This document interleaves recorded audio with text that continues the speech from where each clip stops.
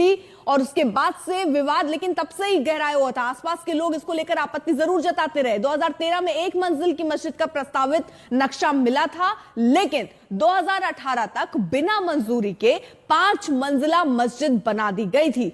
2019 में अवैध निर्माण पर निगम ने नोटिस दिया था और उसके बाद से ही यह विवाद जो है वो बढ़ता हुआ चला आया। लेकिन एक बार फिर से चर्चा में ये तब आया जब इसको विधानसभा में उठाया गया। 2023 में असली प्रतिवादी वक्फ बोर्ड सामने आया। 2024 में वक्फ बोर्ड ने फिर अवैध निर्माण कराया। जून 2024 में निगम ने नया अवैध निर्माण गिराया और उसके बाद से ये विवाद बढ़ता हुआ ही चला गया है। और सदन में जब विधानसभा में ये बात उठाई गई खुद कांग्रेस के मंत्री अनिरुद्ध सिंह की तरफ से, उसके बाद से बवाल और तेजी के साथ बढ़ा। हिंदू संगठन अब प्रदर्शन कर रहे हैं और ये प्रदर्शन लगातार ही हो रहा है।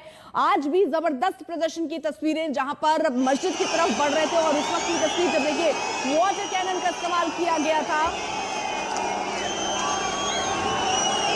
अवैध निर्माण के खिलाफ आक्रोश और प्रदर्शन बढ़ता हुआ, यहाँ पर तितर बितर करने के लिए वाटर कैनन का इस्तेमाल किया गया। हिंदू संगठन के जो प्रदर्शनकारी हैं जब वो आगे बढ़ने की कोशिश कर रहे थे, लाठीचार्ज भी किया गया और वाटर कैनन का इस्तेमाल भी किया गया।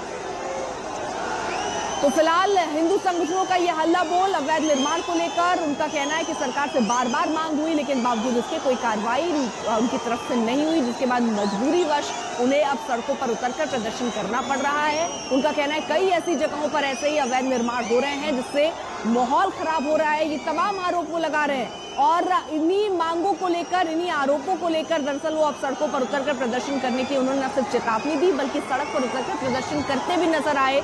और उन्हें रोकने के लिए जगह जगह पर बैरिकेडिंग की गई थी क्योंकि उन्हें अनुमति नहीं मिली थी कानून व्यवस्था को देखते हुए। अमन हमारे साथ हमारे सहयोगी ग्राउंड पर मौजूद हैं। अमन, वाटर कैनन का इस्तेमाल हुआ, लाठीचार्ज हुआ, बहुत सारे लोगों को समझा बुझाकर भी, यानी जो तरीके अपनाए जा सकते थे इन्हें आगे बढ़ने से रोकने के लिए, वो सारे तरीके इस वक्त प्रशासन अपनाता हुआ।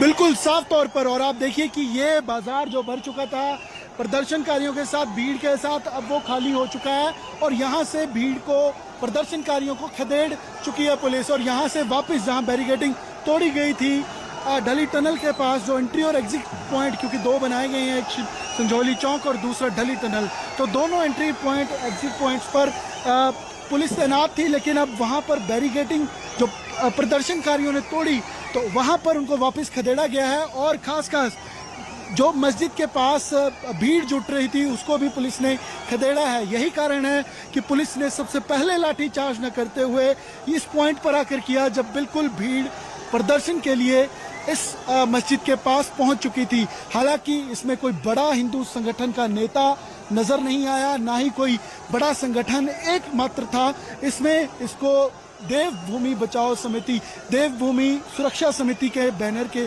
नीचे ये प्रदर्शन किया गया, जिसमें सभी 3 से 4 जो मुख्य संगठन हैं उनके लोग शामिल थे और खुद को लोकल रेजिडेंट्स इनकी ओर से बताया गया। हालांकि पुलिस की ओर से लाठीचार्ज किया गया, पानी की बौछारों का इस्तेमाल किया गया और हर संभव प्रयास पुलिस ने किया कि लॉ एंड ऑर्डर की स्थिति पुलिस के नियंत्रण में है, प्रशासन के नियंत्रण में है। और धारा 163 को जो लागू किया गया था उसके चलते ये कार्रवाई की गई है।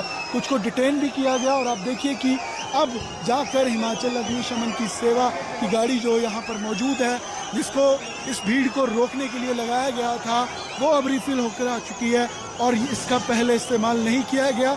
अब इसको यहाँ खड़ा किया गया है ताकि भीड़ या प्रदर्शन के लिए दोबारा भीड़ यहाँ पहुँचे तो उन पर पानी की बौछारें और साथ साथ पहले ही पुलिस बल प्रयोग किया जा सके। और अब ये पूरा बाजार आपको खाली नजर आएगा।